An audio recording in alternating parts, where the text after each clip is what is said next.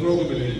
تو میں یہ دیکھنے کے لیے میدان عمل میں ہوں کہ میرے قائد نے جو بات کی اس میں حقیقت اور صداقت دیتی ہے.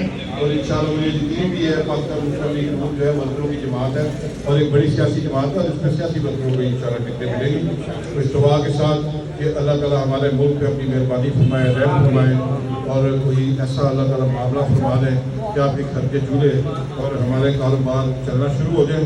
اور یہ تبھی ہوگا جب ہم لوگ سچ کے دل سے کوشش کریں گے اور حق سچ کے ساتھ چلنے کی بات کریں گے.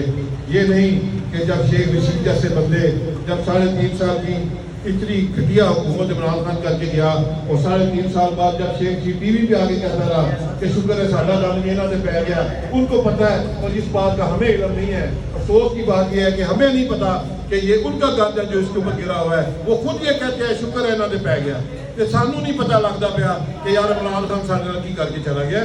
خدا را اس چیز کو سمجھیں. اور آج کل ایک اور بات بڑی چل رہی ہے، کہتے ہیں جی میرا ذاتی مسئلہ ہے. تو میں کہتا ہوں ذاتی مسائل تو پھر سب کے ذاتی مسئلے ہیں. پھر کوئی کرپشن کرے اس کا ذاتی مسئلہ ہے، کوئی اپنے بچوں کو نہ مانے اس کا ذاتی مسئلہ ہے، کوئی اپنے خاندان کو نہ مانے اس کا ذاتی مسئلہ ہے. پھر یہ تو کوئی بات نہیں نا. لیڈر جو ہوتے ہیں وہ آگے فرنٹ سے لیڈ کرتے ہیں. یہ کس طرح ہو سکتا ہے کہ آپ کی بیٹی ہو اور آپ اسے مانے نہ اور کہ یہ میرا ذاتی مسئلہ ہے؟ کس طرح یہ ذاتی مسئلہ ہے؟ تمہارے گریبان کو کیا قیامت والے دن تمہارے گریبان سے پکڑے گی؟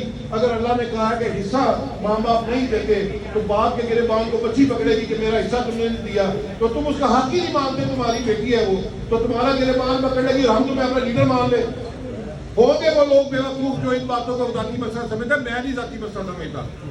میں کہتا ہوں یہ یاد رکھیں، آج میں اس کی جگہ میں ہوتا، خدا کی قسم میں ایسی وزیر اعظم شپ کو ٹھوکر پاؤں سے مارتا. میں کہتا ہوں میری جان کا ٹکڑا ہے، میری بیٹی ہے، میں تو اس سے نہیں انکار کر سکتا.